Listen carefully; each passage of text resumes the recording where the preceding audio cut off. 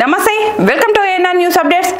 వరుస ఓటములతో సతమతమవుతున్న కాంగ్రెస్ పార్టీ ఆత్మ పరిశీలన మొదలుపెట్టింది. ఈ క్రమంలో ఏఐసీసీ నాయకత్వంలో మార్పులు చేర్పులకు శ్రీకారం చుట్టింది. ఫిబ్రవరి నెలాఖరు నాటికి నాయకత్వం మార్పులను ప్రకటించేందుకు ఏఐసీసీ అధ్యక్షుడు మల్లికార్జున ఖర్గే, మాజీ అధ్యక్షుడు రాహుల్ గాంధీ కసరత్తులు చేస్తున్నారు.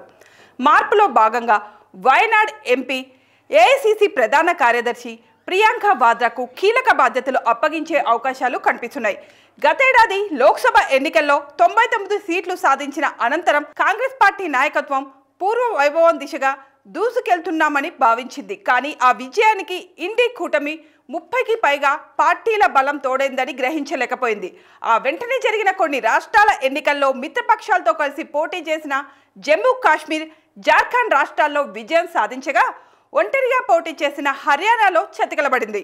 మహారాష్ట్రలో మిత్రపక్షాలతో కలిసి పోటీ చేసినప్పటికీ ప్రతిపక్ష కూటమిని ఎదుర్కోలేకపోయింది. తాజాగా ఢిల్లీ అసెంబ్లీ ఎన్నికల్లో సైతం ఒంటరి పోరుతో కనీసం ఒక్క సీటు కూడా గెలవలేకపోయింది. 2015 నుంచి ఢిల్లీలో జరిగిన వరుస 3 ఎన్నికల్లో కాంగ్రెస్ ఖాతాయే తెరవలేకపోయింది. నిలకడగా పేలవమైన ప్రదర్శన చూపిస్తున్న కాంగ్రెస్ పార్టీలో నాయకత్వం మార్పు అవసరమని అగ్రనేతలు భావిస్తున్నారు. మరికొన్ని మాసాల్లో బీహార్ అసెంబ్లీ ఎన్నికలు జరగనున్నాయి. వచ్చే ఏడాది అంటే 2026లో అస్సాం, పశ్చిమ బెంగాల్, తమిళనాడు, పుదుచ్చేరి, కేరళ రాష్ట్రాలకు అసెంబ్లీ ఎన్నికలు జరగనున్నాయి.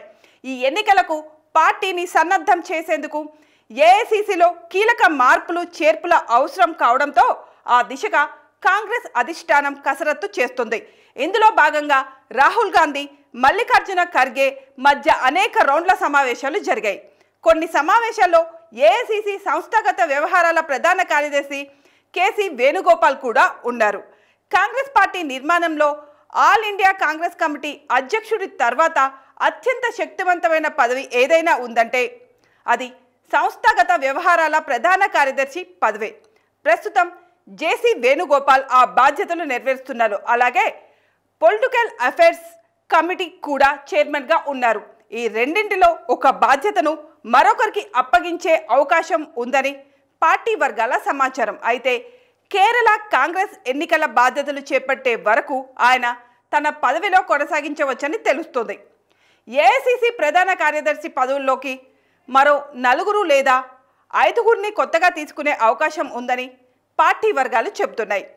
అదే సమయంలో ఇప్పటికే ప్రధాన కార్యదర్శులుగా ఉన్న వారిలో కొందరిని తొలగించే అవకాశం కూడా లేకపోలేదు. వారి పనితీరు ఆధారంగా ఈ మార్పులు చేర్పులు ఉంటాయి. ఏఐసీసీ ప్రధాన కార్యదర్శులు వివిధ రాష్ట్రాలకు ఇన్ఛార్జీలుగా వ్యవహరిస్తున్నారన్న విషయం తెలిసిందే. ప్రస్తుతం తెలంగాణతో పాటు బీహార్, రాజస్థాన్, హర్యానా, పంజాబ్, అస్సాం రాష్ట్రాల ఇన్ఛార్జీల మార్పులు కూడా ఉంటాయని ఏఐసీసీ వర్గాలు చెబుతున్నాయి. అలాగే మరో 8 రాష్ట్రాల్లో పార్టీ అధ్యక్షులు కూడా మార్చేందుకు కసరత్తు జరుగుతుంది. అధ్యక్ష మార్పు జరిగే రాష్ట్రాల్లో ఒడిశా, మహారాష్ట్ర, హిమాచల్ ప్రదేశ్, ఉత్తరాఖండ్, తమిళనాడు తదితర రాష్ట్రాలు ఉన్నాయి. కాంగ్రెస్ ఎంపీ గౌరవ్ గొగోయ్ను అస్సాంలో పార్టీ రాష్ట్ర అధ్యక్షుడిగా నియమించనున్నట్లు తెలుస్తుంది. కర్ణాటకలో కూడా డీకే శివకుమార్ను ఉప ముఖ్యమంత్రిగా, పార్టీ రాష్ట్ర అధ్యక్షుడిగా 2 బాధ్యతల్లో కొనసాగుతున్నారు. వీటిలో పార్టీ రాష్ట్ర అధ్యక్ష బాధ్యతల్ని మరొకరికి అప్పగించవచ్చు. జార్ఖండ్ ఇన్ఛార్జిగా గులాం అహ్మద్ మీర్ను ఆయన సొంత రాష్ట్రం జమ్మూ కాశ్మీర్కు పంపించే అవకాశాలున్నాయి.